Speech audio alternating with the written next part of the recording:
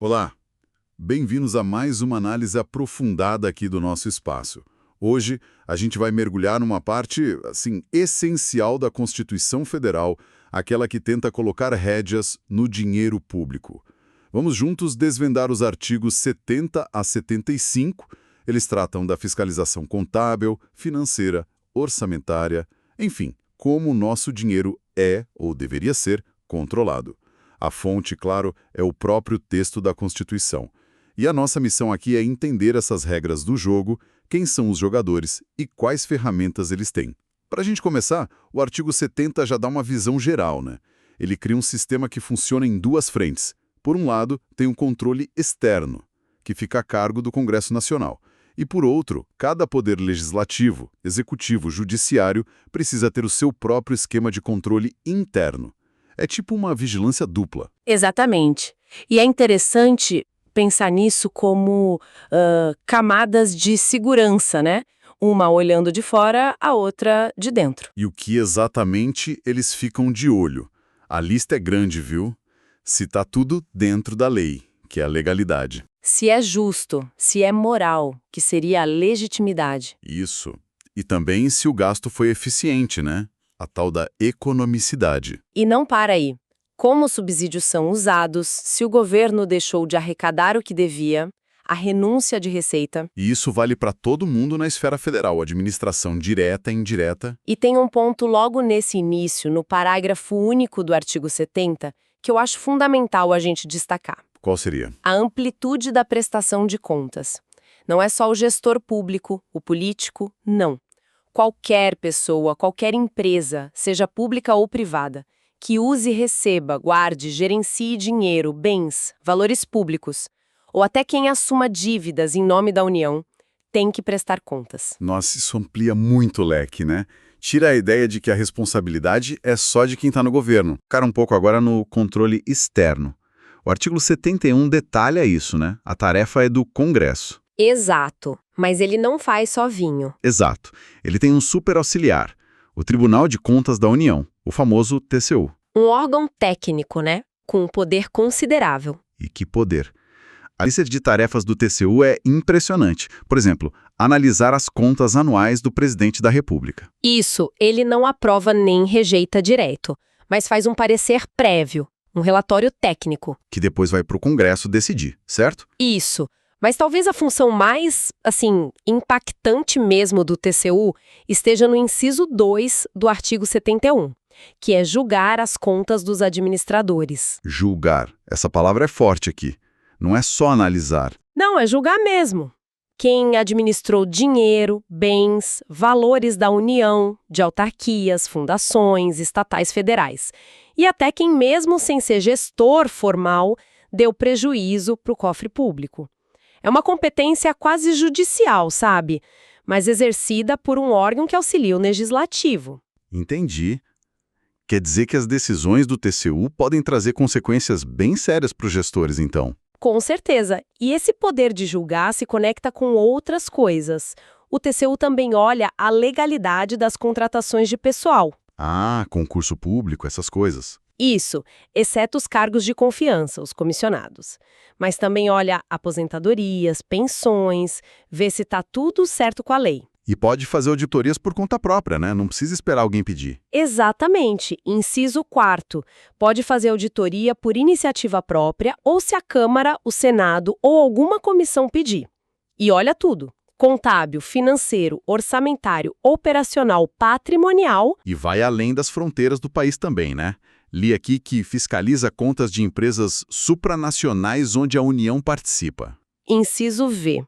E também como estados e municípios usam o dinheiro federal que recebem por convênio, acordo, etc. Inciso 6. O alcance é realmente enorme. E você falou que o TCU tem dentes, né? Que ele pode punir. Como funciona isso? Ah, sim. Os incisos 8 a X do artigo 71 são sobre isso. Se achar irregularidade ou ilegalidade, o TCU pode aplicar sanções. Que tipo de sanção? Multa, por exemplo, proporcional ao dano causado. Pode também dar um prazo para o órgão público arrumar o problema. E se não arrumar? Aí o TCU pode determinar a sustação do ato irregular, suspender mesmo. Nesse caso, ele comunica a decisão ao Congresso. E pode também representar ao poder competente, tipo o Ministério Público, para outras providências. Espera aí, então o TCU pode mandar parar um ato do governo. E se for um contrato, por exemplo? Então, a regra geral para sustar contrato, parágrafo 1º e 2º do artigo 71, é que o Congresso Nacional decide, o Congresso pede para o Executivo tomar as medidas. Certo. Mas, e aqui está um ponto-chave da força do TCU, se o Congresso não agir ou o Executivo não agir, em 90 dias o próprio TCU pode decidir e mandar sustar o contrato. Nossa, então ele tem uma espécie de poder final ali para evitar que a irregularidade continue. É como se fosse um poder de última instância para aquele ato específico, para não deixar a coisa correr solta por inércia dos outros poderes. Confere uma autoridade bem grande para o tribunal, né? Sem dúvida. E as multas e cobranças que o TCU determina? Elas têm validade prática? São fáceis de cobrar? Tem muita força. O parágrafo 3º do artigo 71 diz que essas decisões do TCU que mandam pagar uma dívida, imputação de débito ou uma multa têm força de título executivo. Título executivo. O que isso quer dizer na prática? Quer dizer que a decisão do TCU já é um documento pronto para ir para a justiça cobrar o pagamento. Não precisa de um novo processo para provar que a dívida existe. A decisão do TCU já basta. É um atalho bem poderoso para tentar recuperar o dinheiro público. Uau! Realmente é um mecanismo pensado para ter efeito. E para fechar esse ciclo, o TCU também precisa mostrar o que faz, né? Prestar contas para o Congresso. Sim, claro. O parágrafo 4º obriga o TCU a mandar relatórios trimestrais e anuais das suas atividades para o Congresso Nacional.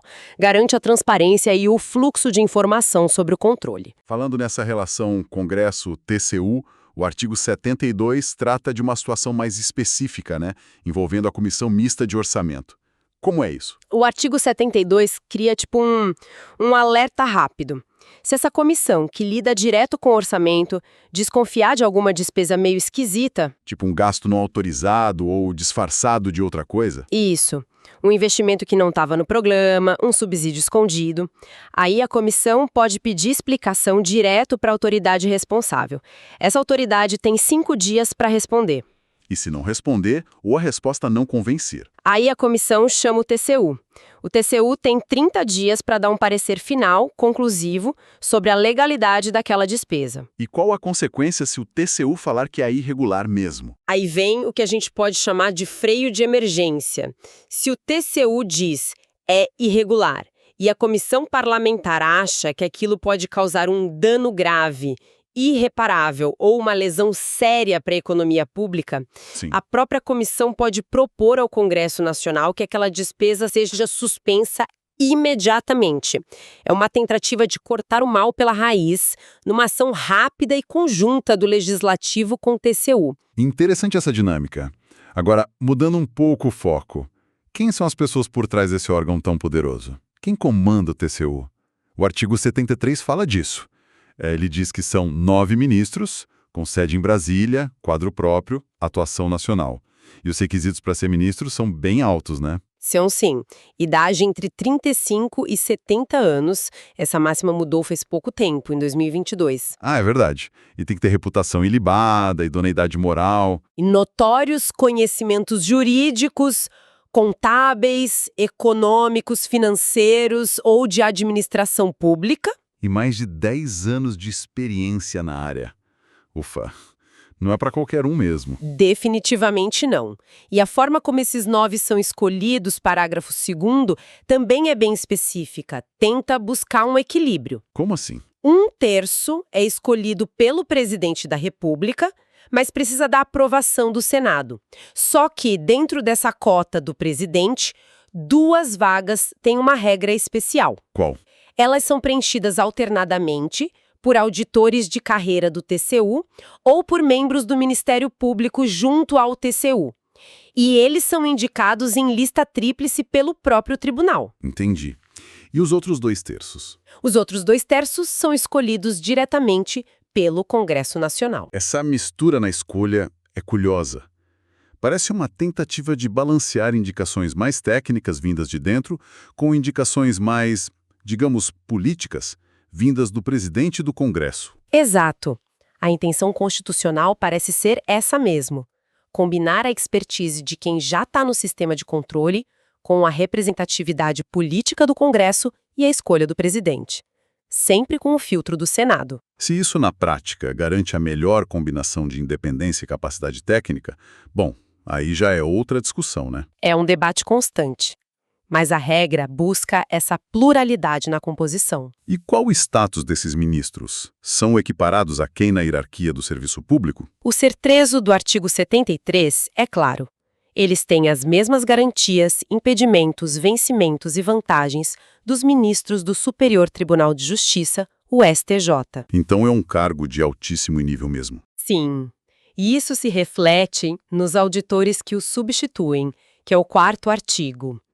Quando um auditor substitui um ministro, ele ganha as mesmas garantias e impedimentos do titular naquele período.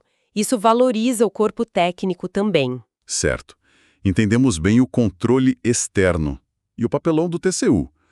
Mas e a outra ponta que a gente falou lá no começo, o controle interno? O artigo 74 volta nesse assunto. Ele reforça que cada poder, legislativo, executivo, judiciário, tem que manter seu sistema integrado de controle interno. Quais são os objetivos desse controle feito em casa? São vários. Primeiro, avaliar se as metas do governo, lá do plano plurianual, e os orçamentos estão sendo cumpridos, inciso 1. Faz sentido. Acompanhar o planejamento. Segundo, verificar a legalidade e avaliar os resultados, eficácia, eficiência da gestão financeira e patrimonial dentro dos órgãos federais, e também como entidades privadas usam dinheiro público, inciso 2. Ou seja, não é só ver se gastou, mas como gastou e qual foi o resultado. Exato. Terceiro, controlar operações de crédito, avais, garantias e também os direitos e bens da União, inciso 3º. E quarto, um ponto muito importante, apoiar o controle externo, o TCU, na sua missão, inciso 4º. Ah, então a ideia é que o controle interno e o externo trabalhem juntos, que um ajude o outro. A ideia constitucional é essa, que sejam sistemas complementares. O controle interno seria a primeira linha de verificação, preparando o terreno e colaborando com o TCU. Mas aí tem um ponto que parece crítico, né? A questão da responsabilidade de quem faz esse controle interno. Exatamente. O parágrafo 1º do artigo 74. Ele diz que os responsáveis pelo controle interno, se souberem de alguma ilegalidade ou irregularidade, Sim. eles são obrigados a informar o TCU. E se não fizerem isso, podem ser considerados solidariamente responsáveis. O que isso quer dizer na prática? Que o cara do controle interno pode acabar pagando o pato junto com o gestor que errou. Exatamente isso. Se ele sabia do erro, da irregularidade e ficou quieto, se omitiu, ele pode ser responsabilizado financeiramente, administrativamente, junto com quem cometeu a falha. Isso parece um incentivo bem forte para que o controle interno funcione e seja independente, né? Em tese, sim. É um mecanismo forte na lei. Mas aí entra a questão da realidade prática, né? Qual questão? Será que esses órgãos de controle interno, que funcionam dentro da estrutura que eles mesmos fiscalizam, têm de fato autonomia, segurança para apontar o dedo para um superior hierárquico, por exemplo? É uma pergunta difícil. É. A responsabilidade solidária está lá na Constituição, mas a aplicação efetiva disso pode esbarrar em barreiras políticas e impressões internas de cada poder. É uma tensão real. Todos nós. Sim. O parágrafo 2º é fundamental, na minha opinião. Ele diz que qualquer cidadão, partido político, associação ou sindicato pode denunciar irregularidades ou ilegalidades diretamente ao TCU. Qualquer um. Não precisa ser autoridade, não precisa de advogado. Qualquer um. É a abertura de um canal direto para o controle social. Se você tem uma informação consistente sobre mau uso de dinheiro público federal, você pode levar ao TCU. Isso é muito importante. É a democracia participativa entrando na fiscalização financeira. Sem dúvida. Reconhece que fiscalizar não é só tarefa dos órgãos oficiais, mas de toda a sociedade que está de olho. E para a gente fechar essa sessão da Constituição, vem o artigo 75. O que ele diz, basicamente? Basicamente, ele estende essas regras todas que a gente viu para a União, no que for aplicável para as outras esferas de governo. Estados, Distrito Federal, municípios. Isso, para os tribunais de contas dos estados e do DF, e também para os tribunais e conselhos de contas dos municípios onde eles existirem. A lógica da fiscalização deve ser semelhante. E tem um detalhe sobre a composição dos tribunais estaduais, né? Sim, o parágrafo único padroniza. As constituições estaduais vão organizar seus tribunais de contas e eles devem ser compostos por 7 conselheiros, que são equivalentes aos ministros do TCU no nível estadual. Certo. Então, fazendo um balanço rápido da nossa conversa, a Constituição desenhou um sistema bem complexo e, pelo menos no papel, bastante robusto para fiscalizar o dinheiro público. É um desenho ambicioso. Temos o controle externo, com o Congresso na liderança, mas o TCU como esse ator técnico super poderoso que analisa, julga, aplica a sanção. E pode até mandar para contrato, como a gente viu. Exato. Aí temos a previsão dos controles internos em cada poder, que deveriam ser a primeira barreira e ajudar o TCU. Com aquela questão da responsabilidade solidária para incentivar a atuação deles. E talvez o mais interessante para quem nos ouve, a porta aberta para a participação cidadã, para denúncia direta ao TCU. Exato.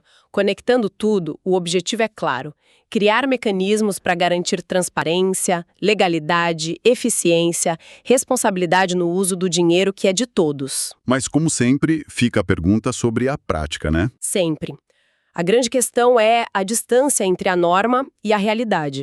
A efetividade de todo esse aparato depende muito da independência real dos órgãos de controle, da vontade política de usar as informações que eles produzem e, claro, da nossa capacidade como sociedade de usar os canais que existem, como a denúncia. Isso nos leva a uma reflexão final, talvez. A Constituição nos dá ferramentas, como essa possibilidade de denúncia por qualquer cidadão ou entidade, artigo 74, parágrafo 2º, e também coloca a responsabilidade em quem deveria controlar, mas não controla. Artigo 74, parágrafo 1º. São ferramentas importantes. Pensando nelas, de que formas mais concretas, mais estratégicas talvez, indivíduos ou grupos poderiam se engajar com esses sistemas? Como usar essas ferramentas para pressionar por mais transparência, por mais responsabilidade com o dinheiro público, que afeta diretamente a nossa rua, nossa cidade, nossa área de interesse? Ação cívica efetiva. Fica aí a reflexão. Por hoje é isso. Muito obrigado pela conversa. Eu que agradeço. Até a próxima.